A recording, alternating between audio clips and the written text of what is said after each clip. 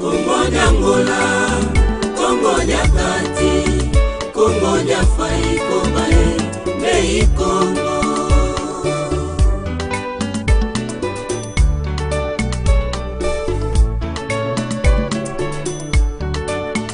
Kongo Nyangola, Kongo Nyakala Yiwunga Kongo Taminga Sala Kisaluwa Dewa Sala Buso Bakutu Nini Mumanu ya Iyaya Kadi Mamuso Mweni na Mululeno Matanta Mumazulu Mwetete Isolokele Tumamenga Wizidi Mwetete Isolokele Tumamenga Wizidi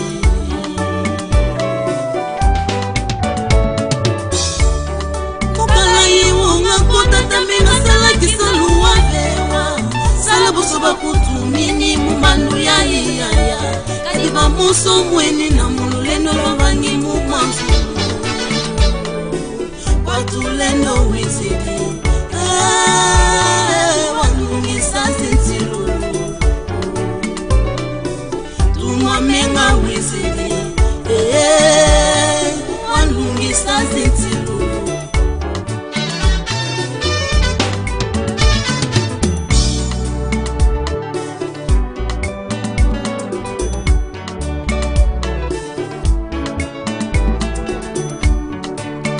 Kongo Nyangola, Kongo Nyakati, Kongo Nyafai Kobae, Mei Kongo.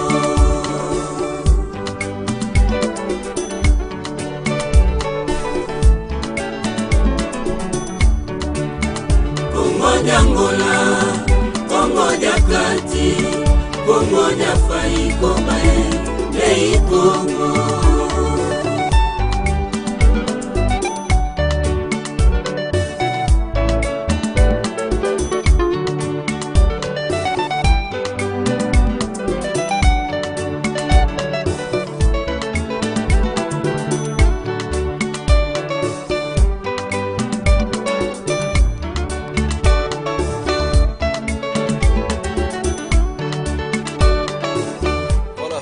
Tondo mingi na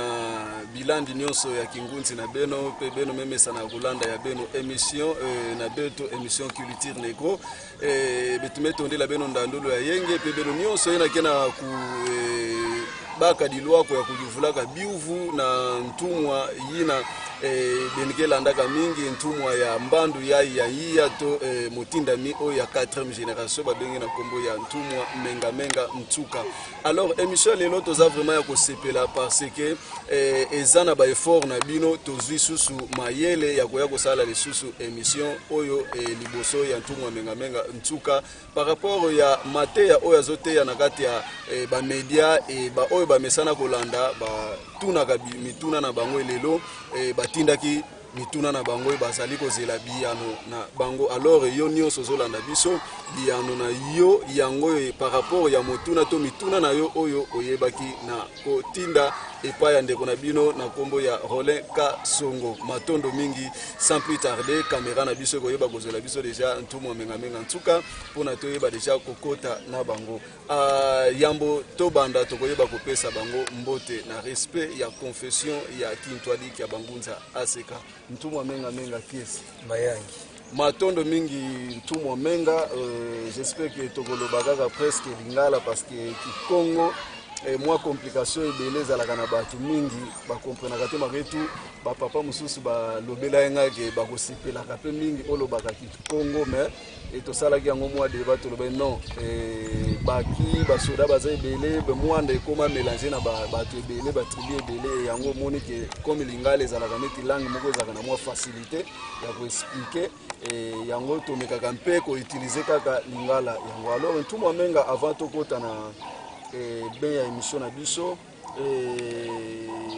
émission tozo sala lelo eza ba question ba auditeur ba oyo balandaka mateya na bino balandaka ba émission na bino e bango batindelaka biso susu ba question to ya ko poser bino basepelaka nango mingi e bango lobaki zwa susu ba question kende na ntumwa tunela biso susu makambo oyo parce que oyo to comprendre te oyo to comprendre puis to yokaka makambo ebele parce que histoire na biso ba noir ebeba déjà banda mundele azwa chanzango na marque na ale batu pe bazana mo ba connaissance moko boy bino bozo te bozo pesa na ba émission batu mususu par rapport à connaissance azana ngona oyo lobby ezo pesa moi différence moko boy ale yango nde batinda ki ba question to boyo ba kotuna mais avant tout soki liloba ke go sala avant to kota na mobimba na émission na biso na ba oyo nyoso bazola na bino na mboka matono mingi ndenge balobi eza droit na devoir na bango na bato balingi lingala na bato balingi kikongo parce que nyonso ezosenga compréhension par rapport à message. Oui, nga nazwi inspiration naza mokongo me nayaki kaka mpona bakongo te me toye mpona race oyo eza na multiplie ya plusieurs douleur tokoloba tokosenga mpe pardon na bandeko na biso balingi bapréféré kikongo na émission oyo mbala nsima tokonosalaka le double na émission ya kikongo ntina Lingala pour na yebi pe Swahili te peut-être na Swahili chiloba pe na yebi yango te mbele la langue nationale wana faut son valeur parce que ça eloko moko zo sangisa biso nyonso e na ko sepela mingi batu nyonso baza na écoute ya mibale na sepela mingi pe mituna bino parce que mutu akola kaka tango mwana azo poser ba question na yesu c'est-à-dire mwana na azo kene kola tango mwana azo poser ba question te c'est-à-dire moi na wana a cause la mu on a comprendre biloko tatali matondo mingi tumwa menga question na biso ya liboso oyo batindelaki biso presque oyo eza mituna erutaki mingi na ngola na soyo bato ya soyo nde batindaki yango balingaki bazwa mwa ba précision mais balandaki tumwa menga émission moko elekaki bolobaki kombo ya Kimpa Vita pesaki mwa détail moko ebolobi ke kombo ya Kimpa Vita oyo bino boyebi eza Ntimba Vita Kimpa wana bolobaki eza neti kombo na biso te bino boyebi yango te kombo oyo eza ya bien oyo ya mama Kimpa Vita eza ndo na Ntimba Vita motuna ezalaki boye banda besoin inspiration na 2001 et puis partout au Kenya tokaka ba mateya kombo ya mama Kimpa Vita et lelo na 2020 ou 2021 banza de dimi yoki kombo échanger comme ndo na Ntimba Vita pour me kana ko expliquer bango parce que bango pe bakoti na moi confusion matono mingi ndenge eza confusion te même tine bandeli naza ko préciser que eza Ntimba Vita yaki mukongo kombo wana pe botamaki na kikongo soki totali na badeformation ya bamindele bango bakomelaka bango bakomi chimpa wana eza na sens moko te kimpa eza mpe na sens moko te parce que ntango alobi Kimpa Vita wana eza clan comme Vita wana eza vitanimi tutu sensakune mvulu yo vitanimi wana ntango oyoki Vita wana c'est-à-dire mutu wana aza ressortissant ya Sakunevulu tango yoki Nzinga mutu nyonso wana auti na clan Nzinga Ntimba Vita c'est le vrai nom Ntimba c'est-à-dire babotamaki mapasi nzuzi na Ntimba Vita wana c'est le nom ya clan oyo bango bazaki nango procédure parce que kuna bayo koma nani bauti na nani Sakunevunda nde ye aza ko représenter comme Vita c'est-à-dire précédé yango babengi Vita wana mutu azaki liboso mutu abotami ya mwana liboso yango bengaki Sakunevunda babengi Vita donc ça veut dire mutu oyo abotamaki mutu liboso babengi pe masamba c'est-à-dire mutu ekofongola nzela le même soki masamba Vita ngimbi verbe yimba donc c'est-à-dire ko récupérer même mutu moko kaka donc na Ntimba wana eza na bipasa aza mapasa ya Ntimba na nzuzi et puis Vita wana mutu auti abimeli na Sakunevulu. Alors, tout moi-même na combo wana parce que signification claire ya comprendre ndenge bolobi wana et puis c'est tout moi confus parce que bat musu balobi que qui pas vite donc les années instrument de guerre vite wana lo bakane qui noani qui en vite donc muto mobungi maintenant ino bo pesi sous terme moko wana pesi sous confusion est-ce que za ndenge wana to ndenge wana balobi tolobi clair mais ça no ya clan vitanimi ce que yo kaka même baza ko bunda bitumba le bitumba ngo ezaki précédé d'abord na clan na bango bato bauti na nsaku na evunda yango bapesaki bango bakombo wana bani masamba ngimbi tukoso donc oso balobi ke no vita mutu nyonso ndo na timba te abandaki mvita ezaki ka bitumba même ti lelo bitumba ngo zo continuer na bato tata ndamba pesa po bakene bundela bato mais yango te bapesaki kombo wana bapesaki pa kombo wana parce que abimeli na nsaku ne vundu. Voilà, matondo mingi tout menga, j'espère que na ba auditeur na biso ba téléspectateur na biso bozui déjà biano na bino na motuna wana. Alors tout menga batuna kisusu parce que balingi baye ba étant que bino boza inspiré et bokenda ka kosala ba recherche c'était parce que ba recherche wana koti batuna moi confusion wana yango balingi baye ba epa na bino et tomona no bamona ndako moko bo babeta ka lisolo na mbanza Kongo soki kulumbimbi babenga kango kulumbimbi et balingaki baye bandako wana parce que ba misusu balobi eza premier temple oyo mundele atongaka na kati ya mbanza Kongo yango bakoko na biso babenga kango kulumbimbi ba misusu na histoire ba yebisi biso ke ndako wana ebimaka yango moko dans les villes boye ebimi boye. Donc maintenant des histoires ekomi wana tozo comprendre chose te yango to epa bomi kana ko éclaircir biso kulumbimbi wana ndako wana ikona ba signification wana ba pesi wana kulumbimbi koko mabe ndenge balobele kulumbimbi ebimaka bomi kana ko éclaircir no na kulumbimbi explication ya ko ndako wana eza ndako moko bimaki dans les villes ndako na otonga kana na mabanga bakundi ba premier roi chrétien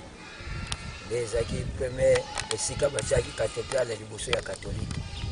c'est-à-dire ta mindele bango bayaki ya une histoire secret eza wana na pembeni nango wana ezaki mbata esika baza kosambisela bato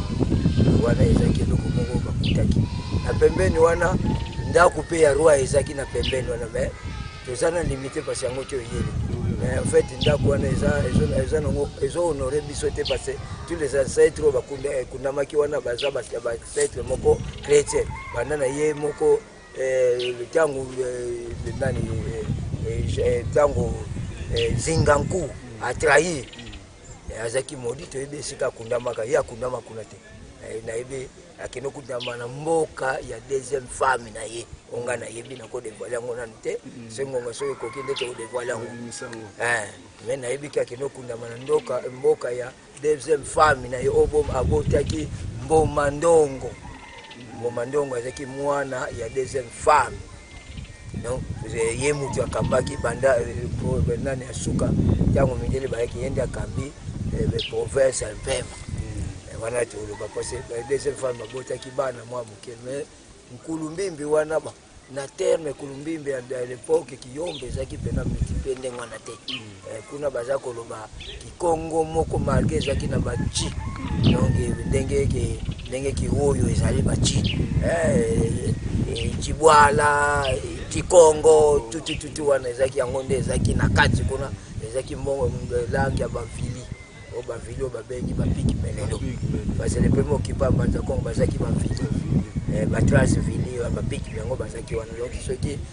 to la l'histoire ya Kulumbimbi wana eza ndako honoré te comme la puissance à divinité mais eza eloko moko ya ko trahir parce que bazwaki pe biloko ya bango o bakotsaki kuna comme des talismans des pentacles européens oui abiso wana ndako ezaki eza tiki détruit brûlé na do Alphonse oyo azaki cardinal mwana ndomfunzu Nzinga donc mwana Zinganku donc ye wana le premier sango akendaki kuna nde aye kotumbisa bomi mpe kutu mama na ye mpona nini histoire bancêtre biso ebunga na bapentacle ebunga azaki modi aye kozwa maladi ya SS yango lukaki emema ye na liwa oyo akufelaki Alors fumu ndenge bolobi ke ndako wana donc j'espère que ndako moko eza ya mabe ndenge bouti koloba mais ko landela pe na kati ya kintu alika bangunza tokoyoka pe ba chorale moko komba kumindindi zo signifie mais ouais ça ba composition. Et ça, ma composition est intéressée et pas nana. Parce que mon composition qui a un dirigeant, il y a Tata Onda qui a Wamba, à Sali ou à Salagi pour naïe, Satima naïe Abima, à Kenda. Et ça, c'est un moment que j'ai inspiré dans ce cas de Moutou, Tata Onda inspiré Kiam. Voilà, matondo mingi ntuma menga na ndenge bozali ko répondre biso na biyano oyo bozali ko pesa biso. Alors ntuma menga moko susalandaki bino na émission to salaki et bolobaki par rapport ya Maleka ki le 9 mars naissance ya Mfulusi Kimbangu. Motuna moko to tuna ki bino et bo confirma ki biso ke Mfulusi Kimbangu a bota opesaki pe mwa ba éclaircissement. Alors le débat est makasi parce que bantu mwa mususu baleki na radio balobi ke histoire wana eza lokuta Mfulusi Kimbangu abota te boye débat ekoti voir même ba adepte mususu ya kintu adika bangunza ba o bayebe makamwana balobi place wana ntumwa pena tomoni neti clair ezate baboyi yango baleki na ba media baboyi yango ke Mfulusi Kimbangu abota te ba debati lelo ba téléphone sonné ke mutuna wana donc toza satisfait o mécanique ko éclaircir parce que na prometaki bango Mfulusi menga a promettre bino a ko éclaircir bino na situation wana mais quand il peut ko éclaircir population bazolanda bino nango Pateno mingi omoni ndeti ndenge ya zabo boko fonde pe ke loko moko boye o eza na kati ya nzoto na ngati ba tutelema za présent bako contredire on a problème à koboti ya Mfulusi Kimbangu c'est vrai Mfulusi Kimbangu azui mwasi ya noko na ba pesa kiye c'est-à-dire mwasi wana ba pesi ye tangu loko moko ezate vision moko ezate ba pesa ka mwasi ya noko na ye malgré ça qui dans les coutumes na période ce qui yo mi pesa déjà mbongo na mwasi ke okufi soit mwasi aza très jeune bakoluka o aza très jeune o na famille na yo ba pesa wana ezaki na ngolo comme négativité mais kuyela na luezi wana pardon luezi na ndompetelo mpata noko ya na ye noko Mfulusi Kimbangu ba tangu bango babalane eke noko wana akufi alibere mwasi na ye na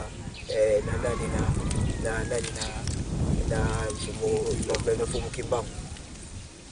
bariptire zaki makamu mingi donc eloko pesa kapena comme sentiment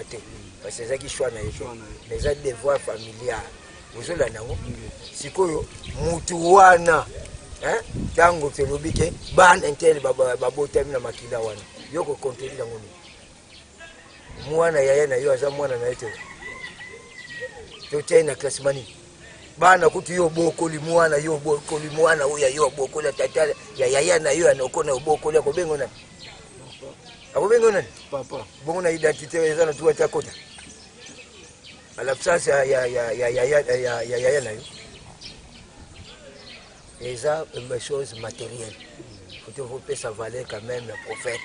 eza na mwana kobokola eza ya eza nokona ye eza na bana na ye baza bana na ye bazana idée c'est un problème matériel c'était un zambatinda ka prophète de kende na bana oyo n'est-ce pas mais tozana droit pe to bota na kati ya mokili poto tika pe makila alors Fumu place wana et pesi moi confusion moi mbutu eza wana bana confusion te bana eza bana na iti bakagai bango ono ya pe bazui papa d'angenda bazui papa qui sont locaux le bacté bango na colonie scolaire na bomba pourquoi parce que bazaki bana so bazaki bana te bakokanga bango te n'est-ce pas bangazo bazongisi bango na tata mususu. Voilà, matondo mingi, j'espère que oyo baza sage ba comprendre déjà place wana réponse oyo tout menga ayebi kopesa. Alors fu menga kolandela mukanda botanga ki na journée 9 mars et pesa ki pe bat mususu réflexion makasi mais moi contradiction moko eyaki ya moke et malgré tout ezaki vraiment un impact mais esengaki un peu kolobela yango. Batu musu balobi ke Mfulusi Kimbangu era botamaki azwaki kombo ya Kimbangu te babengaka ye soki na kombo ya kala kuyela kombo yango babando benga ye komba Kimbangu eyaki après bino bolobi kimbangu wana eza kombo yango abotamaki yango le preuve ane que depuis même na mbanza Congo boye kimbangu papa balobi mais kombo wana epesi pe mwa confusion na bato mosusu ba oyo ba mesana kolanda bino par rapport pe ba eko oyo bini susu ya kombo ya kala kuyela et puis bato ebele ba confirmer ngo que oui tata wana lobi ndenge wana aza na réseau vrai kombo oyo fumukimbangu abotamaka nango kala kuyela matondo mingi wana soki botabaki na kombo na parce kombo wana eza kombo moko spirituel kimbangu c'est-à-dire bangu muka oyo ya changeaka n'est-ce pas a changer boye alors kombo wana ezaki révélé na ye moko ndo na ntimba mwana oyo ayebaka moko te olebotika ye bosobo matezo kende mais akoya na kombo ya kimbangu c'est pourquoi tangu ya botamaki bapesaki kombo liboso comme poste no Luenga etangu mena abandi musala na ye bayiko confirmer ye ya tungunwa Luenga kimbangu Luenga c'est Luenga c'est le grand-père ya Mfumu Kimbangu ya côté patriarcat do ndeko enoko ya kuyela n'est-ce pas et da tungunwa yango bayiko confirmer ta bamoni basini yango na kombo botamaki nango kimbango lebela makambo balobelaki yangwana yango bapesa kombo ya tungunwa ya vovelo ntama c'est-à-dire eloko yango ba révéler ngo kala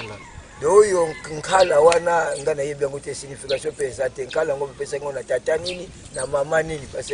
que soki nkala yebanaki c'est-à-dire kombo wana yango pe nyeza la même na arrestation na ye na kati ya arrestation na mbanza ngungu batunda ke kombo na yo alobiki kimbangu simo mutu apesaki Jennings tango azaki nani kuna longi kuna na kati ya lute nani pardon na kati ya lute katechise na kati ya gombe lutete albi tango eza kombo ya batem oyo azwaki na 1915 wana za deja mukolo nde bapese me kombo na ezaki kimbangu Luenga ya tonguna. Voilà, matondo mingi, j'espère que vous comprendre kombo ya Mfumu Kimbangu yango wana kimbangu Luenga dia tunguna parce que depuis na mbanza Congo kuna bazo tumbando na ntimba alobaki yango ke mwana obozo tumanga ko ya susu na kombo ya kimbangu yende ya ko bimisa mai o nyonso e bomba makine to comprendre te ba kombo wana e wuti wa pe vu que bino pe bozalaka très prudent très curieux na kolanda émission et ça libiso vraiment kitoko mingi. Alors Mfumu menga débat moko pe za ya makasi na terrain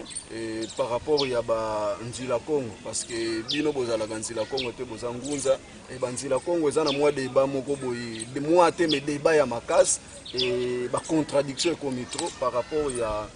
ba bisoto lo ba bisimbi d'anvita o ba tele makana ba photo ba tiana Mfumu Kimbangu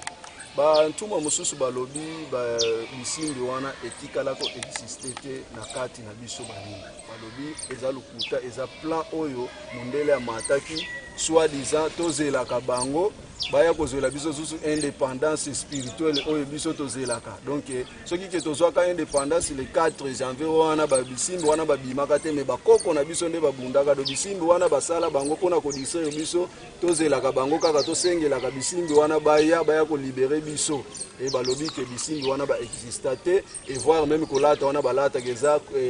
culture moko belge tout bakoko na biso pe bapesa basalia boyete tout eza distraction tolingaki un peu kozoela ngo de éclaircissement epa na bino soki eza ya solo to eza ya matondo mingi tango biso tozoko ignorer l'armée spirituelle c'est-à-dire tozo ignorer pe armée terrestre bomoni bango babundi na kimisuni résultat zani catastrophe ba résultat Mfumu Kimbangu abundaki na molimo fait ya molimo wana lokola existaka na mutu azwi grâce ya komona ngo il faut batu ba ignorango mais na confirmer que armée wana existaka dès que la arrestation nanga malheureusement ba militaire wana ko sala témoignage te ba mona bango depuis Belvedere tina ndako nanga bien armé mais armement o bango bazaki nango eza armement ko kemonana na mokilité wana na biso même général Mbuza a confirmer ngo général Abirindi a confirmer ngo parce bayaki na 3500 militaires mais bazaki intercalé na batwana etango biso tolobaka bengo nani asilvekani c'est l'armée céleste o ya banois de c'est-à-dire loko wana ce n'est que normal ba le bango existait parce que loko yo moniteur ko tela ngo doute menanga ndenge na mona ngo na biki armée wana existaka bateni eza bateni moko ese nzambe tango tango baangelu bayaka ni bayaka na bilamba ici nini bango baza nango basalaka bilamba donc oyo eza biloko ya monde matériel eyaka na monde spirituel eyaka na matériel do biloko oyo nyonso tokokosala wana so totali na kati ya Kémite na Égypte armée moko baza kobenga mpe bakemite ce sont des militaires bazaki même textuellement na bango na mikuse nango eza bato tolobaka nini baangelu baza bato babotamaka na mokili etango a parcourir na yo tata nzambe atelaki azwi expérience ake na monde spirituel lokola récit akomi mpe susu un gardien to un messager to un révélateur na kati ya monde spirituel ye moto akoaide bato batikani na monde matériel arme wana existaka ti lelo yango esovaka Congo central précisément na guerre ya Kabengele efe emonanaka précisément na guerre ya Mobutu alingaka a neutraliser le Congo central et fait monaka précisément na guerre ya Mosé tango yena ba avion na ye aya ko ça n'importe quoi ba militaire na bona tinanga des appareils avion barisi et ko bombarder me batwana ba monanaka je te dis na FCB non ke bozala si bato zo sala débat. C'est pourquoi babengi bango na nzela Congo parce que na bakomi na mboka te mutu soka komi na mboka koyeba oyo ndako noko oyo ndako papa leki oyo ndako mutu aza na nzela akopesa vrai adresse ndenge. Voilà, matondo mingi tout momenga, j'espère que vous comprendre yango débat esili donc oya kolinga susu débat botinda susu ba question et kozala vraiment malamu mingi. Alors tout momenga soki to uti wana toleki kolandela mai mauti koleka le 6 avril centenaire ya Mfumu Kimbangu. Tozalaki na esengo makasi ntumwa menga parce que biso tolobaka bondenge yo lobaka te oza lokwasi biso pe toza vraiment lokwasité pena elata biso parce que tolobaka mususu totelemaka tosimbi micro tosalaka bajete po tolobaka et tolobaka parce que mai oyo bino bopesaka biso yango pe pesaka biso force tosalaki ba émission ntumwa menga lobi ke le 6 avril makambo ngo ekoleka kaka boye journée ngo ekozala boye kote mususu balobi miracle ekozala boye. Mais tokomi journango sibitima tomoni oyo ngunza lobaka ke pova za ngunza kazivyo kangako tomoni yango Mfumu menga oyo lobaki mayango pe esalemi centenaire ya Mfumu Kimbangu ba fetaki bato ba se déclaraki makasi ba lelaki et surtout na nkangu parce que biso tozalaki na cité tosalaki ba reportage bato nyonso tolekaki na bango ba déclaraki kake tomoni fête ya munene ya prophète ya bayindo ya Mfumu Kimbangu eloko salaki nanu sentiment mais voir même ba chrétien bazo reconnaître Mfumu Kimbangu bato babetaki senti ke balobi ke Mfumu Kimbangu mais tomoni kaka bato moko boye kaka ndambu kaka tomoni déséquilibre côté na nzela parce que bato tozelaka aseka tomoni bango na nzela te ezani topesaki oyo esekelaki topesa bato badeklaraki Mfumu menga oyo lobaki esalamaki e bango balingaki susu malgré bayokaki na bango mwa oyo tobetaki balingaki susu bayoka nini yango ya mutuya oyo esalaki ke oboya aseka babima basala fête base manifester et bato mususu esalaki bango pasi na mitemba oyo bazalaka na confiance et surtout bato bakonzi mususu ya leta base dérangeaki nango makasi balingaka mpe bamona aseka na uniforme wana esalaki bango makasi. Qu'est-ce qui a fait que interrompre eloko wana na journée wana ya fête oyo mokili mobima bandeko? Mais tango balobi fête c'est-à-dire le départ sur mariage il faut bazala ya kobonga ce qui peut monter aninga be fêter anniversaire na ye faut za kobonga tata yo mozo sala fête na oza kobonga d'abord histoire ya vrai et bimi na noté to fêter ngo par rapport à quoi jusqu'à lelo Mfumu Kimbangu azaka envoyer Jésus-Christ c'est-à-dire pas na part na ezateza malédiction so na ke fête wana ensemble na bato bazo tia na titre wana yami balé les vraies histoires na ye oya lobaki makambo ya sengela ko sala et banité ya troisième mboko ezulaki indépendance ba président de la république ba ministre tout consort bo basalaka ta monument pamba na ville ya Kinshasa na Lubumbashi na Goma bo bato pe bato na saseki bana na biso ba mike oyo nani ezate et le président azot tâtonner pour aimer histoire mais azot tâtonner parce que mondela azot tala ko beta discours nini. Mais le président il faut éclaircir tout le monde a dit déjà Joseph Azaki clair so Azaki bien encadré Azaki clair à lobby Azaki descendant qui pas vite na Mfumu Kimbangu eza vraie adresse na ye là eza iloko moko ko soutenir malgré ça qui soutenir toujours oye ça qui comme la politique de criminalité détournement de fonds tout consomme mais azo reconnaître d'abord même Mouibi ayebi déjà que papa nanga botanga kingani boka nanga kingani c'est ça le vrai adresse. Il y a troisième nos frères qui mbangis bazoko konkolo ba vérité te pona ndenge bakotaki na écuménisme esika bazozwa ba fonds bazozwa ba do ndenge na ndenge eza bombongo bango bazwi en fait ce qui ezaki batu beaucoup sérieux faut bazwa mbongo na batiango na banque et ko aider nango budget pays eza mbongo na bango mais koti na banque mais que no tala ta infrastructure même enveloppe kako ya président ye moko akenaki déposer enveloppe na je vous dis ça ouvertement mais na loi na biso $10,000 et que des bako de pour que nous allons na beaucoup côté mais ce total na kati histoire akendaki yango mebo et que ça $10,000 te le bâtiment au pesi ba domo ko le $10,000 mais on le bâtiment na viration na banque et que cadeau ezo nyonso o ki mangisa social yango détruire mboka passé ba ko ba bundisa ki kasavu ba éliminer na club ba ke sala PPR MPR tango ko mikuna ba encadrer Mobutu dira nyonso na ina buzobo Mobutu alingaki asalaki concernant ba congolais ba Zaïre à l'époque bango ba premier témoin ba premier conseiller tango Mobutu azokende bango batikali avec Kimia bayambi na bango Mosé n'est-ce pas mais Mobutu akikufa na place moko isolé or Mobutu na histoire azaki nango na vérité azaki nango to sino le président ndengo na te na vérité mais mal encadré Mobutu a fait la faute grave, a sali recours à l'authenticité, a sali l'église d'État. Il faut apponaboyer. Nazomona bango nyoso ba chrétien. Okosala ngo ndengeni. Oso azoki bangunzo ya elimina ki babambe Emmanuel to konso ba tie église de l'État kuna. C'est-à-dire bango ngunza angade mbele biso ko tumeteoka sangwa kolia mbele histoire nzale meza sote. C'est-à-dire Congo o yesa déjà na malédiction concernant mutu anyoko maki nango pona indépendance ça reconnaître. C'est pourquoi au lieu de notre tonga nouveau Congo et kozala keno ba étranger ba ye ko luka musala awa c'est au contraire soso tonga Congo ezaka bazo bimisaka ba congolais ba keno koma bazo ba bomaka bango na ba conteneur na ba balabala partout au toza na richesse nyonso to bombela même 80 pays to bombela na kati ya mboka na biso baza libre to pesi bango pe fort c'est-à-dire eloko wana bande ko biso ba kimbangise basala ko éliminer histoire ya bangunza et ça grand péché ba éliminer histoire ya ye moko sauveur et ça déjà grand péché basali ba intoxiquer histoire moko bona Mobutu mais Mobutu mena zomona kino azozongisa bango kaka na nzela ke no kimbango yaki pona kobikisa bato mwe Mozete yango ya teli musika kuna bi situation na yebi yango me bango te na koluka batu wana metao bake luka bake tombe sous na batu moko bazolo ba vérité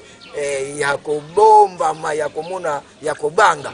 Joseph tango aye ko tombe na batu oyo o babengi keno mwaika kate yo azana souci wa mboka ekene liboso boyeme protection na ye ezate c'est le coup la protéger na ba mindele c'est-à-dire faut tirer la confiance à mindele o bango bazaki na pembeni wana faut pas protéger pour tout mutu asa la révolution na ye pas être atika peuple bango bazaki na pembeni na Joseph bino pe bozala ki ngala zaki na pembeni wana te ndenge ka batika ngabo ndenge na zaka wana parce nga una sepela ngo na zalanga isolé parce que na sa musala nga ngana za pembeni ya peuple na pembeni ya gouvernement te c'est-à-dire gouvernement mukolo yako ni ma peuple ngape na komi pembeni na bango mais tant que bazo sa be fait moko négatif hein oyebi problème racial oyebi na kopie c'est le comme moko problème racial c'est problème té union américaine ça pour na race ya ba américain wana union européenne pour na race ya ba européen wana union asiatique Chine Corée du Nord bo balobi péninsule coréenne et ça pour na ba asiatique baza soudé union africaine et ça pour na ba africain mais tala mena différence risque na Chine pardon États-Unis Union européenne États-Unis wana les 54 pays wana ba pesa ka injonction te na union na péninsule coréenne ya ba chinois hein ba pesa injonction te ba biso ka pesa injonction te ba pesa na union européenne mais biso noyo président fondi banano bango ma idéologie na bango mina akayo ko réunir parce que bango balobi race ça séparé te mais ba union ngo salemi pona nini union européenne za pona ba pays Europe na ba tribu européen wana ba race européen wana union américaine ça pour na ba américain d'ailleurs tu on parle ba kiango l'Amérique c'est pour les américains et nani le président de Gaulle le baki Europe c'est pour les européens ba maro alobi l'Asie c'est pour les asiatiques donc voilà babiloko wana bazo conserver culture na bango, religion na bango, politique na bango, coutume na bango. Et que ça le comme ce qu'on moni bango pe na aspect ndenge mo bazali. Ceux qui chinois akei ça na oni na langue na bango akino lo bana ki chinois. Ceux qui français akei na oni alinga beta discours akino lo bana ki français. Ceux qui américain ko le kana table nini wana ba benga ngona oni akoleka na nini kaka biso de ko adapter ke langue français. Mutu moko te akoloba na langue na biso africain. Donc akene kaka soit ceux qui colonie anglais akei lo anglais. Ceux qui colonie française akei lo bana français. C'est-à-dire de bloko wana yango ezosala ke bavoi na biso nyonso ko libere biso eza tozolinga ngo te seke pays moye kende liboso eza te Afrique toza na union africaine oyo président biso azali mais face à ça tout possible apesa ngo valeur parce que Mobutu apesa ngo valeur le discours je parle longuement de l'Afrique, n'est-ce pas? Longuement de l'Afrique. Quand on dit longue, c'était un grand problème les cas. Mais revenir peuple Nanzela, ce discours on a ce que le président Nabiso Félix Alandiango. Et si lui, tu as eu départ, parce que ce quand même, parce que Mobutu avec démocrate, il y a le colonel démocrate. Et quand eu vision, il y a race, le mot raciste, ça dit rien na haine, na criminalité, na nini. Et ça coûte un impact. Mot tribal, les actes d'impact étaient là-bas, haine, donc haine est là comme c'est satanique. Mais race et tribu, et ça pour conserver valeur culturelle, valeur morale, valeur spirituelle, valeur économique. Tant que les Européens, il y a une race noire qui se réfère à la race na bango. C'est-à-dire maintenant, ceux qui sont demandés que la culture est un étranger, c'est-à-dire ceux qui sont en échec. Ndenge mutune yo pozenga yango kuna totika batu na balabala te ndenge papa de ngenda alobi na tiki bino na rompwe mais to komisa batu na mboka kuna nde bakoyebela ka mboka na bongela meso mwene ndengwa matondo mingi j'espère tout momenga balobi ebele bekoti mwa biloko ebele sali biso vraiment kitoko mingi alors tout momenga kaka na centenaire wana kala mingi te pe le 24 kaka na mois wana soki na mois ngo kaka le 24 avril ezalaki pe centenaire ya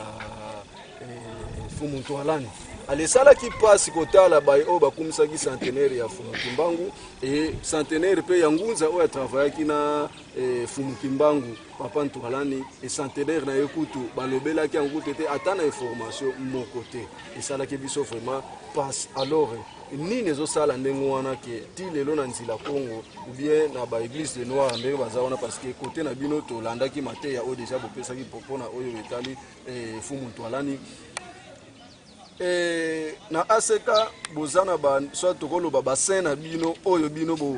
honoraka ok na ba nzila Congo mususu pe bazana bassin na bango ba date historique ya bato wana ba respectaka ngo mais côté mususu omona ba date historique ya bato moko boye ba respectaka ngo te mais oyo kaka ba respectaka la majorité bino nyonso eza ya Fumu Kimbangu mais nyonso etikali na se aseka zana banlongo na ye côté wana bazana banlongo na ye kuta wana bazana balongo ba respectaka ba date historique na bango pona nini désordre ndenge wana na kati ya nzila eza problème ko lena ko bena na bokonzi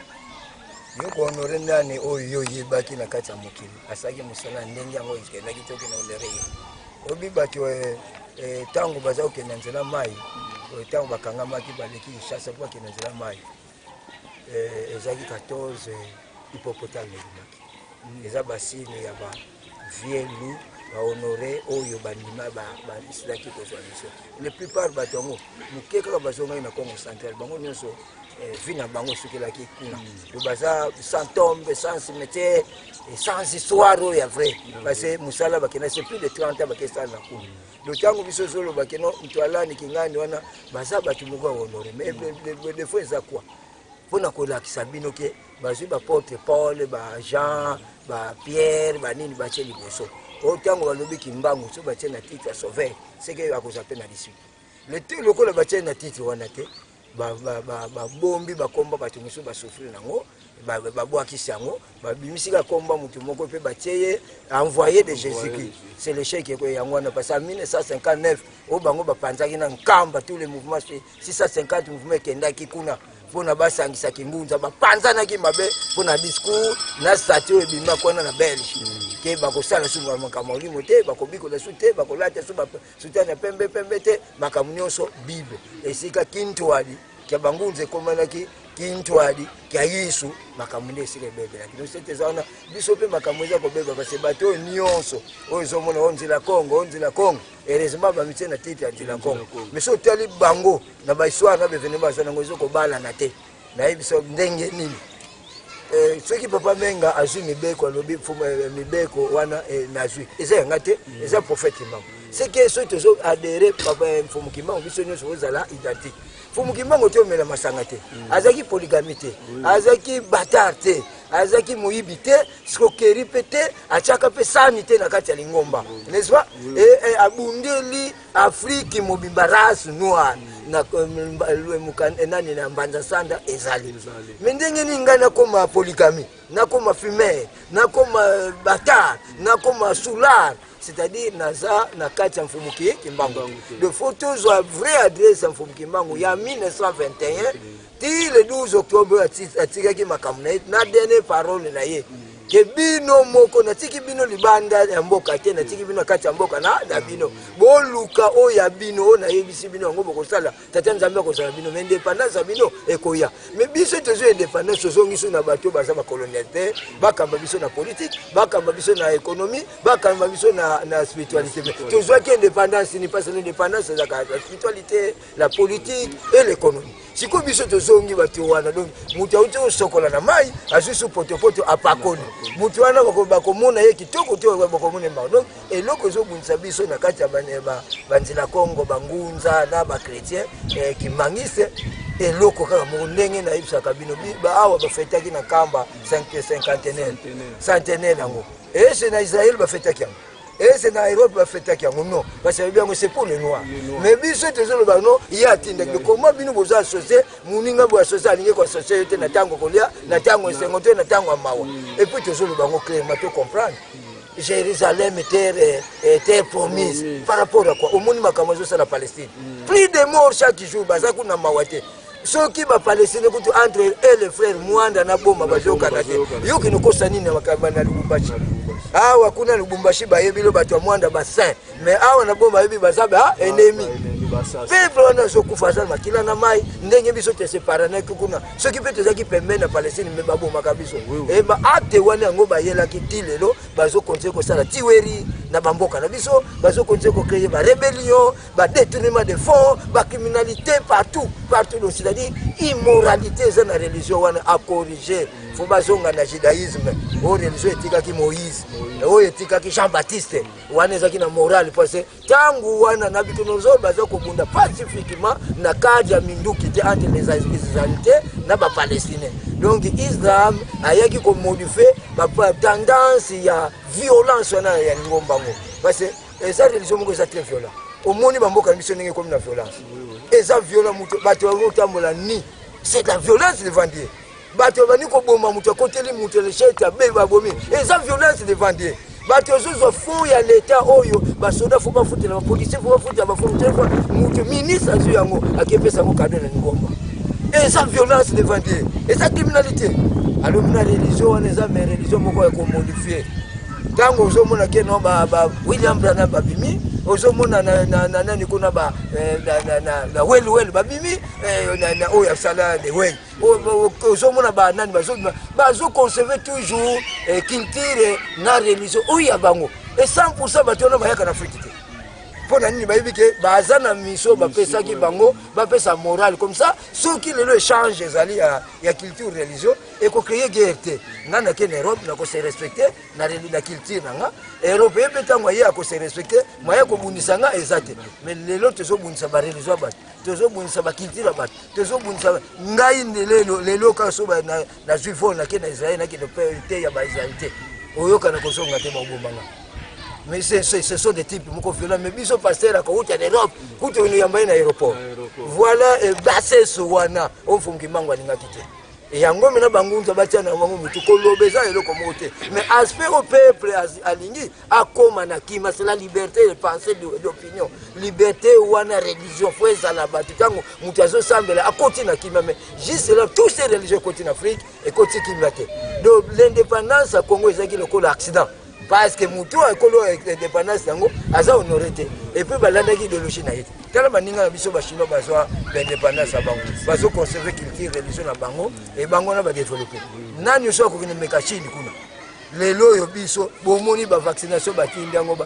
badétruire yango mpo na Malawi badétruire yango mpo nani eza déjà piraté et c'est biloko wana biso baafrikain tokosala yango biloko lokola vaccination tokende opesa eza déjà aspiré donc c'est-à-dire mundele toza ennemi na ye te mais faut changer morale na ye changer comportement parce que ye aza humain biso mpe aza humain no valeur égalité wana bango balobelaka bavoter bacode na bango il faut ezala na application na bango moko parce que minduki ozokende boma bato ya goma kuna ezokuta na baizine na baaméricain e baizine na baeuropéen yaka wa ndenge ni plusieurs frontières bakopesa yango na Kagame akomi ennemi ya bakongolais mais munduki yango eza hors de route na Europe kuna oleti okoma baennemi kuna non tous ces présidents bakobenga bango na Europe mais union européenne union africaine bino bosali impact yango eza nini parce que le président de l'Union africaine a tous les 5 ans combien de présidents on a vu makambo ma guerre mundu qui côté à sauter tout le monde doit protéger les frontières guerre aussi la terre aussi boza 20 personnes bazo diriger mino mutu boko oza ne makasi. Voilà, Matoro Bingi Touba Menga. Alors, j'espère que Biano na bine sali biso vraiment kitoko. So ki to sera parce que makamba bo to bando yo karango te mais eto zo kango ezo pesa biso susu force pour nguya ya ko lukaka ko défendre l'homme noir. Alors, Touba Menga mutu na yo donc na benga na ko be mutu no parce que yepe alingaka yo makasi. Homme de Dieu pasteur papa pasteur place aza vraiment asepeli makasi ya liboso atindelaki yo nano mbote alobi ke epesa ntumu menga mbote nayebi te soki boyambi yango nasepeli mingi pourquoi pas aza humain noir ndeko nanga noir naki pasteur na pas de problème mpe naza bapasteur na kati ya famille nanga toza mpe benemi te l'oncle c'est un pasteur catholique tout ça eza choix na ye nano acomprendre te nano kosepela mingi soki pasteur tozosala débat positif c'est que aza na voix aluka nzela oyo ye mpe akozala na purification en fait soki bapasteur balandaki idéologie oyo tata nzambe alingaki le premier ami ya bareligion eza baoyo bateyaka donc bakozala ennemi te quelle que soit différence ya religion ozala islam ete kosome soki toke na culture yango ezosala biso ok nasepeli mingi mpona mbotele mpe ye mpe nazongiseli mbotele en tout cas papa pasteur chef ozwi yango esali vraiment bien alors motuna na eza boye remarque ya sali alobi ke pourquoi bino balider tout ya baéglise des noirs ozowelana batiraillement eza trop entre vous azotala na batele na baradio azoyoka mais azosentir kake neti bozowelana oya koloba ke ngai nde motinda mimbatindi na ekeko parce que naza ressortissant ya madimba oyo mususu akoloba nga pe koto ntuma menga pe nga pe nga batindi parce que ngai naza mutu na bimeli na kizulu boye mais azo comprendre te pourquoi ko welana wana kati na bino ba leader ya oyo bazo lobela makambo fulukimba mutu ka parti bakotela kango kaka tango batie kamera parti batu nyuso kayo ngai ya koti metango bato azokitaka moko bazoyeba mokolo mutuka na nani. Bon, est-ce que chauffeur wana est-ce que parfois pe chauffeur eza nango ya patron na tout moi-même oui maintenant les autres représentants patron c'est le prophète Mbangu les chauffeurs c'est nous combien les chauffeurs ezaka na mutuka moko voilà merci beaucoup donc j'espère que bosibi ya na bino sali bino vraiment kitoko mingi na oyo boyebaki na kotuna alors mutuna moko eza awa ntumwa menga couple moko babengisaki biso to babengisaki biso epai na bango balobaki na tunela bango kaka motuna oyo balingaki bayeba ya solo parce que débat ezalaki balandaki na ndako balandaka bino balokaki pe quelque part émission moko balandaki confusion moko ekotaki kati na bango na ndako bayoki ntumwa menga alobi boye bayoki pe kingandi pe alobi boye ale balingaki bayeba fumu ngunza place susi na bango eza yango wana obike papa oyo donc dami alobi boye ngana alobi te kinganda alobaki boye ote nalandi susu kuna kingandi susu alobi boye ntumwa menga définir ngunza aza nani ngunza inani kote mususu balobi ki ngunza eza demo elingela kisanguya nza elingelo ba mokili okay nguya ya mokili mutu azana nguya ya mokili yende babengi ngunza alors confusion pe kota ki papa lobi non il faut na zonga kaka na mutu wana ameka suko kuta na tuma menga tuna bango susu ba expliquer biso clair pona débat esila na ndako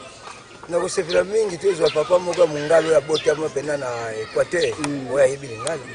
esenza babenga kona lingala nza soki nguya koma kombo papa menge bandi na lingala esoki na Kikongo c'est-à-dire ça des tribus nguya oyo bango balobi eza mo ya lingala ndenge nini nza ezala mo ya Kikongo c'est-à-dire même na Lubumbashi kuna soko yoki mutu ya Lubumbashi alobi azwi komba ya Katanga kombo moko ya Congo Central soit ami azalaki ya papa to mama bapesi poseno soit mwana botami na Mukongo na nani wana siko yoki ngunza ebotami na Congo Central ebandeli ya wapongo ezoke na mokili mobimba donc nguya wana eza mo ya Kikongo te n'est-ce pas ce qui est mo ya Kikongo mais na bisi bango boto sali débat mais le kola nguya wana changer terme comme appelé na Kikongo c'est-à-dire quoi donc eza mo ngunza c'est-à-dire protéger yango bimelaki na nzete babengi wunze nzete pesa makasa banyoka babomba makuna makamuzo bomba kuna mai eza na kati ya pio c'est pourquoi ngunza bisi bango un homme de secret c'est lui qui relève ou ya révélaka secret donc tangu nyoka etangu ngunza akekota na kati ya wunze tangu azobima akinokuya akoyena bangolo akukuta pe banyoka akinokuta mai ya pio c'est la découverte le ngunza oyo asalaka découverte c'est la révélation donc ngunza eza nango ka moye na verbe unza eye na proverbe verbe toujours unze donc nzete esala makasa esala no bayebi yango na bitena ke lube nani lobi yango nini mais ngunza oyo wana tango abandi babimi na période ya kindona fimba te kingunza bandi na Égypte c'est la première force de spiritualité mais yeko zo valer na mbanza Congo à travers Ntsakune j'avais Nsaku verbe sakula bikula tanina saka donc chasser l'esprit mabe sakula koloba bikula c'est yango Nsaku ozo comprendre yango bimisi peki wunza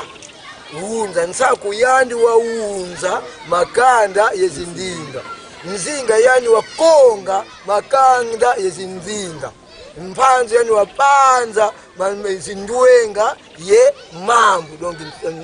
nani mpanzo ye aza mutimoko ko découvrir ba esprit sage l'invention nini zinga ye mutu azoko ko diriger ko kamba ko protéger ko sala nyos et puis Nsaku ye mutu asakula ka donc sakula verbe bikula. Voilà, Matondo, j'espère, chef, aujourd'hui, on a eu ça, vous m'avez dit donc pas de polémique, il a eu une bolanda, il y a eu ça, la débat, alors, batuna qui chose, balengi baye, bayoga kamingi na ba église de Noirs, balobakao, makuku matatu, malambila ne Congo,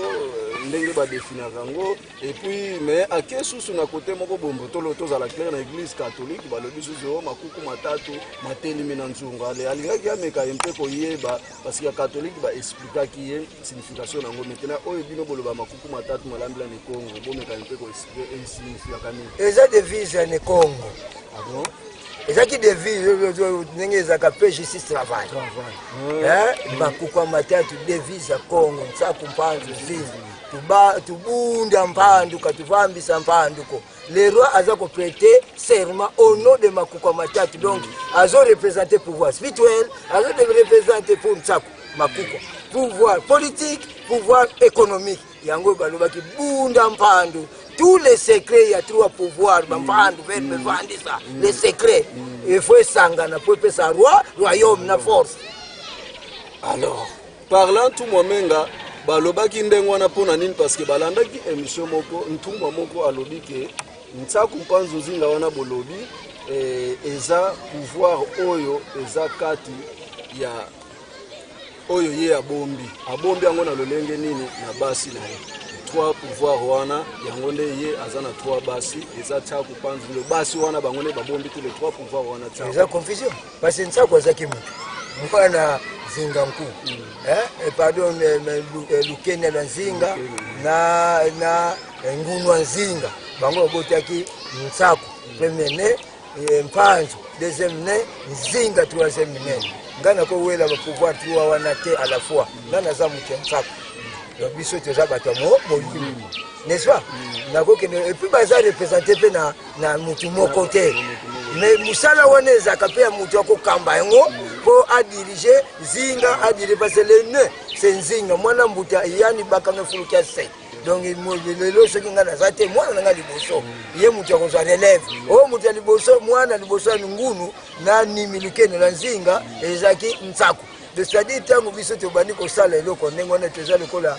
même kutu bajoueur bautaka na mama moko te tata moko te o le gardien équipe baza mama na ye mama na ye kingani o joueur nini non toyebisa bandimi na biso vérité tomoni Ntsako eza boye na boye mosala ezaka boye na boye sikoyo eseye basi na ye wana yango mosala bozosala nani oyo aza na 15 soki mwasi na ye aza na 15 pourquoi qu'il ne côté na peut perdre parce que vous êtes déjà dans Nzinga na kati wana soki pe mwasi na ye aza mutu Mpanzo mais pourquoi zozwa bansitsani nkali et vous soki mwasi na ye aza Ntsako ne vous mais pourquoi ye azoloba lo mwasi na abiko na place na ye tokabola quand même biloko. Voilà, matono mingi fumu menga alors papa pasteur azongi sus alobi boye alanda ki bino na émission moko to salaki na bino papa pasteur alobi ke eloko moko tuma menga alobaki etikinga na confusion makasi alors ameka mpe ko éclaircir malamu na biso et puis surtout na ngai alobi ke place olobaki ke bino boza ba chef spirituel et représentant l'égalité mais boza ba conseiller spirituel. Alors yango alingaki aye bapenza expliquer bango nanu malamu conseiller spirituel na ndenge nini ye kuto yebisanga est-ce que ye akoza la conseiller ya Nzambe ou bien ya ba ange oyo baza ye azana kata mokili ame kana ko ndenge nini aboyi chef spirituel et représentant légal mais ye alobi ke bango ba ifu baza la ba conseiller spirituel ame kana ni pas faux français yango a comprendre yango malamu te ame kana ko expliquer. OK, na représentant légal na boya kiamote wana nazo représenter légalement peuple n'est-ce pas que on a représenté légalement l'église un chef de famille c'était représentant légal le chef de tribu c'était représentant légal à ma tribu chef de clan c'était représentant légal à clan président de la république c'était représentant légal mais chef spirituel c'est-à-dire et c'est-à-dire mokonzi ya molimo soki biso tokomi bachef spirituel bongo Nzambe ro nekozala nini fumukimbangu ro nekozala nini toza baconseiller spirituel c'est-à-dire makambo bakopesa biso na spiritualité na basauver na biso na baangeli na biso eyeli biso toconseille yango na peuple lokola eza baproblème spirituel biso tokomi baconseiller spirituel donc toza bamédiateur entre monde spirituel na monde matériel na monde physique maintenant toujours représenté légalement na monde esprit toujours représenté conseillèrement parce que les autres toujours le conseiller spirituel ça ba conseil spirituel toujours tous ces débats on a débatté ça ba conseil spirituel et ça bilo comme ça spiritualité fallait mo ko fungima ngo ko détailler ngo mais après ça moi travers nanga né na commune sika on a benga conseiller spirituel mais tant que comme conseiller spirituel c'est-à-dire liboso nanga mutu aza soutien fumwa kimpeve zakate na terre n'est-ce pas mfumwa longo azakate le chef saint toujours vivre nana nous appelle avoir des débordements de salaka yo monengo normal mais eza débordement na mutu c'est que tout ça ndambo matériel tout ça pe ndambo ya spiritualité c'est pour eux que je conseille ya koko makaba conseiller spirituel et non ba chef spirituel qui loi constitution va comprendre biso ba kopesa biso ba titre wa maintenant tout ça depuis de 50 000 églises biso nous sur chef spirituel bon chef de biso nani. Ah bon, voilà, merci beaucoup na papa pasteur, donc j'espère comprendre. Alors, Fumu, ceux qui n'ont pas ko cité na émission na biso, motuna OEP ça moi confusion. Et vu que pe bozo ka pe bangonga kuna, donc bana classe, ba côté déjà ba outil na recrue. Alors motuna ya ki makas parce que olobaka na moi mais okotaka vraiment na profondeur. Et motumoko atinda ki ngomeni lobi so na butuka ka classe wana, ba bandola na émission na mwanda ba beninga, ba tuninga susu motuna wana. Et na enregistré qui a déjà balobi que bamoni ntumwa menga atongi ba école mais eloko ezosala pasi ba école otongi bosala calendrier romaine écriture nyonso bozotangisela bana na bafrançais balangue moko étranger mais bino moko bozotelemela culture tozongela culture na biso me baekole oyo botongi bakokuti bakanisaki bana bakotangela na bakikongo bakotanga na baécriture na biso mais surtout azomona calendrier oyo bozotangela na bamindele surtout exagéré na catholique nyonso bosala epona nini ndenge wana balingaki omeka mpe koexplike bango place wana matoni mingi papa akaso ça dans le cas d'ignorance mais na conseil bango balanda mamuke na Égypte ezaki na écriture baza kobenga hiéroglyphe basyrien baromain baisraélien bajuif baya kotanga wana même les 5 livres pathétiques wana komamaki na hiéroglyphe tozaki na temps tozaki na période tozaki na basemaine tozaki tout ezaki ordonné na période na biso wana eza période ya biso banoir ya banoir oyo tozaki na force wana tozaki na baécole d'initiative esika mayele wana ezwamaki na pyramide tout consort mais ntango bamemi so mayele wana basire bake multiplie bakesala le 24 chiffre na bango n'est-ce pas oyo biso ezaki 42 lettres alphabet na biso ezaki 42 lettres ezaki représenter na babuele makambo nyonso wana alors maintenant ntango barome mpe bazwi ya basire wana basali yango 26 lettres oyo biso tozosalela le problème c'est quoi tolekeli na terre ya colonisation de 1400 te na mokolo lelo colonisateur ye mutu aye na bainitiative na ya nouveau n'est-ce pas biso nyonso tobotami na période ya colonisation.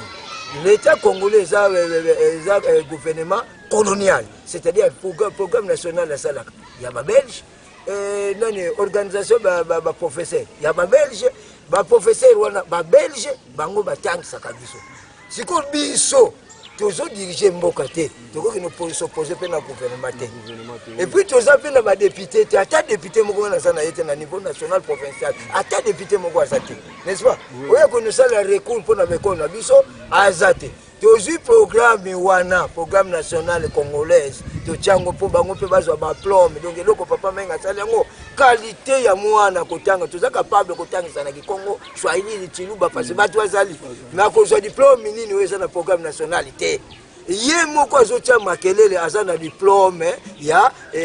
nani diplôme nini diplôme ya ba mindele mais o biso toujours li avantage religion na biso mekolo ici ekoti l'état congolais le kola état de droit ezali liberté de culte ezali andimi yango to pesa idéologie spirituelle bana wana bazoi ba pe langue na biso parce ba langue pe ezali mais papier kaka qualité ya papier hein ya mwana parce que mwana wana soka tanya comme une université et que to comme na ba député ba ou que nous ça le recours devant le gouvernement que non to pe sa valeur raciale na biso c'est-à-dire écriture na biso langue na biso programme na biso là maintenant gouvernement ko tia les équipes d'assemblée ba voter ba libérer biso yango bango ba welaki ko komba bantinu yango biso za ko sela bango ba komba bantinu le président ba roi comme ça ba yele biso programme on a yango biso ko sala programme national na biso c'est-à-dire batu babanga te parce ceux qui bazoko kimaka bazoboya ko sala dépense pour batangisa batu ya bango te e bongo bana na bango batu ntila Kongo bazotanga ka wapi na ngai naza na priorité mwana nga bengana oyo alinga tanga te alobi bozongisa ye mama naza na mbongo te na bango azoko tina ka bana catholique protestant e badani baleki na avantage ngana conserver d'abord dignité ba parents baza incapable bana bazala kuna et puis bato bazaki ba chômeur bazu musala mais toujours bunda de façon que gouvernement congolais africain ba valeur raciale na bango valeur tribale na bango valeur clanique na bango ndeko pesa biso force tout ça le programme biso moko makamba Afrique ezana nous reculer oyebi yango Chine basala écriture na bango et Russie basala écriture na bango ba français basala écriture na bango les américains basala écriture na bango sauf les africains donc yé président ke na Union africaine à côté ça peut demande wana valeur raciale pesa par rapport à langue culture baso bakena bango kuna oloki lobaka anglais français balobi Swahili eloba makati na Tanzanie Chiluba eloba makati na Zambie Kikongo eloba makati na Angola Brazzaville et kopesa bango balangue on ezo pe parmi les balangue on a langue moko et pe si valeur africaine nde biso nyoso za courage pour tous le programme on mengai na ko imposer gouvernement programme na ngate mais na ko si gérer na gouvernement programme parce que toti okimela na molimo ke na molimo alobi bote molimo za logique mfumu kimbangu kutu aliberaki bango botangaka Bible po boyeba mabe bato bamemelaki bino ne sima bokoyeba bongo bokoma mukanda na bino me mukanda nanu bakoma bongo écriture ko ya eso zo comprendre ngo na mbanza sanda lobaki mukanda nanu bakoma na bakokoma na nini biso te komi mukanda na langue biso te yakana balanga biso bo où est le problème tozana programme français te na ba église na biso ni anglais tokozaka na programme ya Chiluba Swahili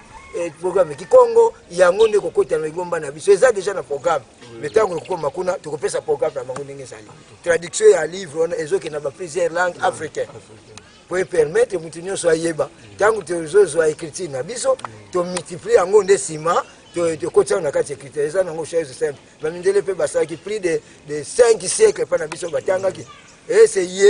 Moïse atangaki écriture alphabet français ndaloba komaki mikanda wana di commandement komaki yango na langue égyptienne et c'est toi qui na problème na ce contraire bango kuto komako dénigrer biso les 5 livres pathétiques Genèse et tout comme ça akomaki yango na langue hiéroglyphe. Mais qu'est-ce qui va faire sorte que ba écriture wana bino bosima ezomona na sousté eza sous impact te ba biloko wana ebungaka mais yango te lobaki indépendance ya ki valorisé so ibaye ba ko biloko liboso nga zonga yango wana Mobutu tango sali recours à l'authenticité alingaki nini bamboka wana pito za bomoko po bazwa langue moko omonaki tango alobaki mutu na mutu abongisa c'est-à-dire quoi na kati ya bamboka na biso taki bana mike salongo za koleka chaque jour soko tumbika kazamba bonze ta pamba soki okati una période Mobutu karma obakangiyo azaki na loi babengaki les lois les 10 lois pionniers nga loi moko na ebakati les pionniers fidèles au Dieu de nos ancêtres à sa patrie. Wana te dit écoute na mutu na deuxième loi ezaki le pionnier aime la nature na lukaku tu même le kona passé ezaki ba loi moko baza ko éduquer biso to ça na deuxième primaire mo yebi yango déjà le dit toi ya pionnier wana mais ezaki soutenité parce que Mobutu alingaki akoma na l'égalité na Mao mais malheureusement azongaki na Rome o soka tikaleka na Mao bele Kongo biso tozote ya makambo muke kaka pour faire veiller kaka peut-être na bafwe muke mais biloko tozolobela bangunza mais bazo déjà valeur fala matondo mingi tumwa menga tokomi na suka motuna na biso ya suka eza chef moko alobaki ya liboso apesa bino vraiment mbote mingi na musala bozo sala c'était militaire apesa bino vraiment mbote mingi mais eloko ka alobaki mais papa kasongo na sentir mikolo tumwa menga akomi kanda soki azoloba na radio zo sentir que oyo pena sana kanda alinga alobaki eza pona bazo finga trop to ndengeni o azala pesa eza kanda te eza ka elobel père biso tango azoganga compter ba 500 mètres moyoka yi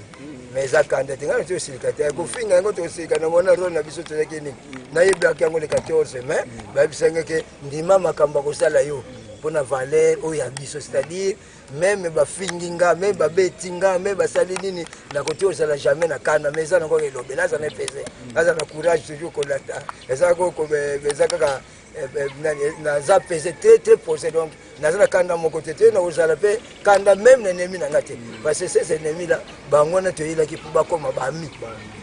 Voilà, matondo mingi tumwa menga mwa liloba ya suka na population oyo balanda kabino ba bazolanda bino surtout na bana na yo ya Kintwa dika bangunza ACK vike pe bouti ko fêter 20e anniversaire ya inspiration na bino so mwa liloba kogoza koloba te bana ngai obi bana bele basali banda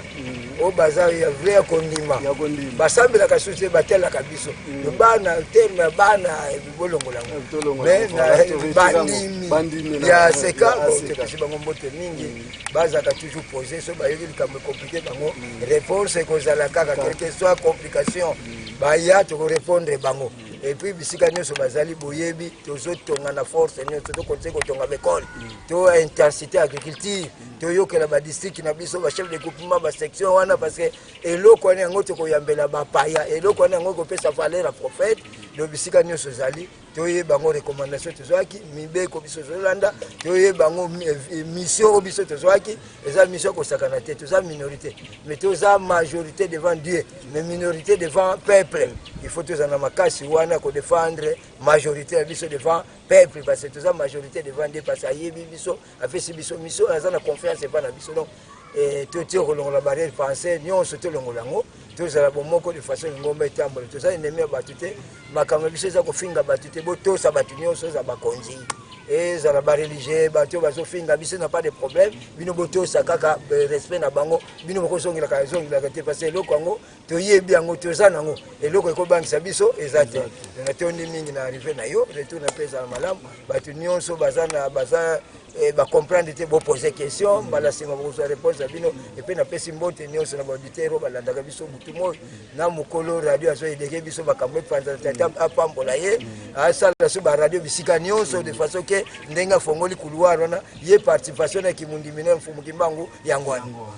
Voilà, matondo mingi, j'espère que ça livre vraiment kitoko mingi na bino nyonso botindaki mituna na bino bozui biyano na bino. Alors j'espère que herbo tuna kandengo wana bozana posa bo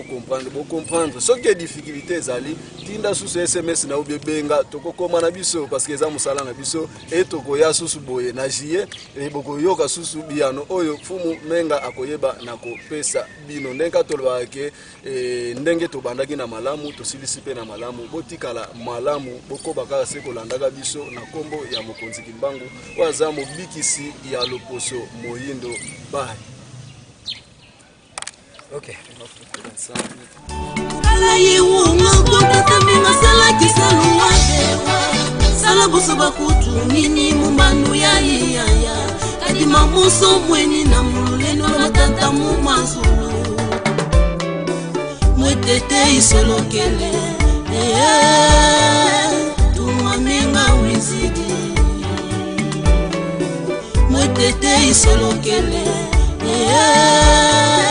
tumamenga wizidi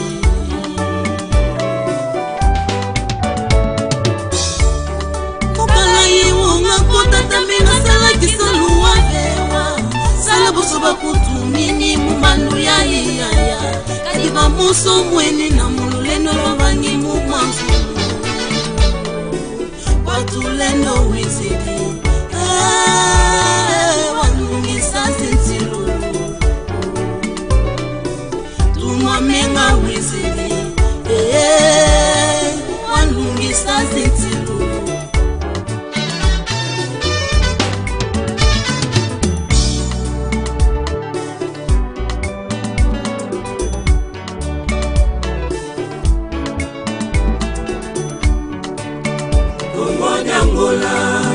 Kongo ya kati, Kongo ya fai kobae, mei Kongo.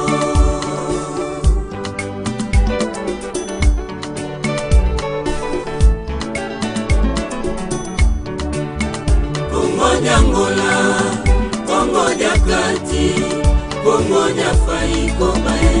mei Kongo.